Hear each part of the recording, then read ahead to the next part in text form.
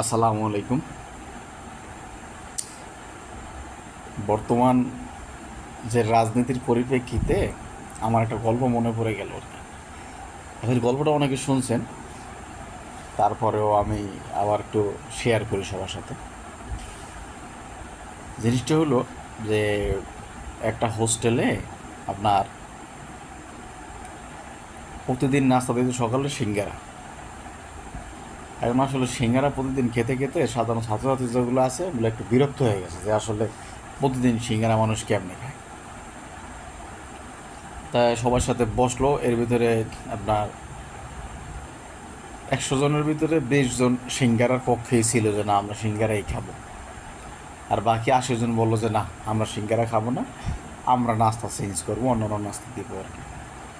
তো সেই সুবাদে হোস্টেল সুপারের কাছে চিঠি দিল, আবেদন করলো যে স্যার আমরা আসলে আমাদের নাস্তার পরিবর্তন চাই। তা হোস্টেল সুপার চিন্তা করলো যে আচ্ছা ঠিক আছে, তাহলে নাস্তা পরিবর্তন করতে গেলে আমরা একটা ভোটিং সিস্টেম চালু করি। ভোটে যেইটার উপরে ভোট বেশি পড়বে আমরা ওই নাস্তাটাই আমরা হোস্টেলে চালু করবো। যাক আচ্ছা ঠিক আছে।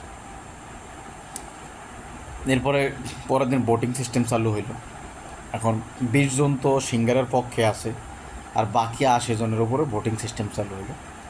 বাকি 80 জনের ভিতরে আপনার ডালপুরিতে ভোট দিল 18 জন, তারপরে পরোটা সবজিতে ভোট দিল 16 জন, তারপরে রুটি এবং ছোলার ডালে ভোট দিল আপনার 13 জন, তারপরে মাখন এবং পাউরুটিতে ভোট দিল 11 জন, তারপরে আপনার নুডলসে ভোট দিল 10 জন, তারপরে আপনার ভেজিটেবল রোলে আপনার ভোট দিল 7 জন, এগ টোস্টে ভোট দিল 5 জন। এই টোটাল 80 জন। এখানে 80টা ভোট পড়ছে। এখন আলটিমেটলি হিসাব করে দেখলো কি যে আসলে সর্বোচ্চ ভোট যেটা পাইছে সেটা সেই 18টা, ওই যে আপনার ডালপুরি।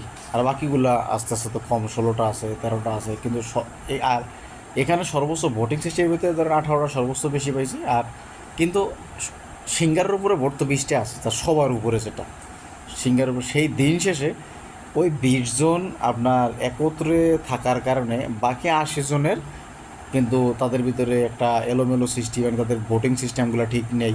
মানে এক একজন এক এক মতামত থাকার কারণে তাদের ভোটগুলো কম পড়ে গেছে, আইটেমের উপরে ভোটগুলো কম পড়ে গেছে, যার কারণে আপনার সেই দিন শেষে সে সিঙ্গারাই রয়ে গেল আর কি, নাস্তা।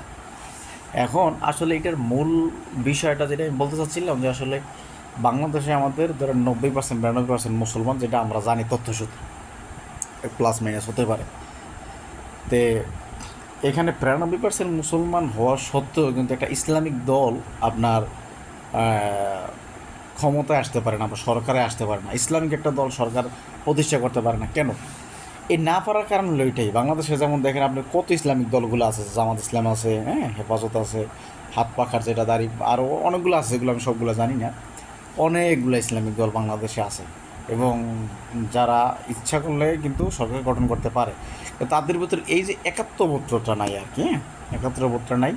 আপনার ওই এক একজন এলোমেলো বিচ্ছিন্ন, এক একজন এদিকে এক একজন ওইদিকে, এরকম আর কি। মানে তাদের মন মেন্টালিটি বা মন মানসিকতা পুরোটাই উল্টোপাল্টা, মানে স্থির না, এক একজনের দিকে। যার কারণে এই এই যে ইসলামিক বড় বড় দলগুলো, এই যে এতগুলা 90% 92% মুসলমান, এই যে বড় বড় দলগুলোকে শাসন করছে কারা? ওই যে সিঙ্গারার মতো 20 জন, যারা খুব অল্প কিন্তু তারা যে কোনো বিষয়ে একমত এবং ঐক্যবদ্ধ। তো ইসলামিক দলগুলোর মধ্যে এরকম ঐক্যবদ্ধ না থাকার কারণে এর সারা জীবনে থাকবে, যতদিন পর্যন্ত তারা ঐক্যবদ্ধ, সবগুলো দল ঐক্যবদ্ধ না হতে পারবে, না আসতে পারবে, তারা ততদিন এই বাংলাদেশে ততদিন ক্ষমতায় আসার কোনো সুযোগই নেই, একদম নাই বললেই চলে। আমি মনে করি না নাই, অন্য কেউ মনে করতে পারে। ওই যে তখন ওই যে 20 জন সিঙ্গারাওয়ালা আবার যখন 80 জনকে শাসন করতেছিল, সেইমভাবে তারা ঐক্যবদ্ধ না যতদিন না হতে হবে ততদিন মতো অন্য শাসনই তাদের থাকা লাগবে। সরকার গঠন করা এত সহজ ব্যাপার তাদের জন্য আর হবে না।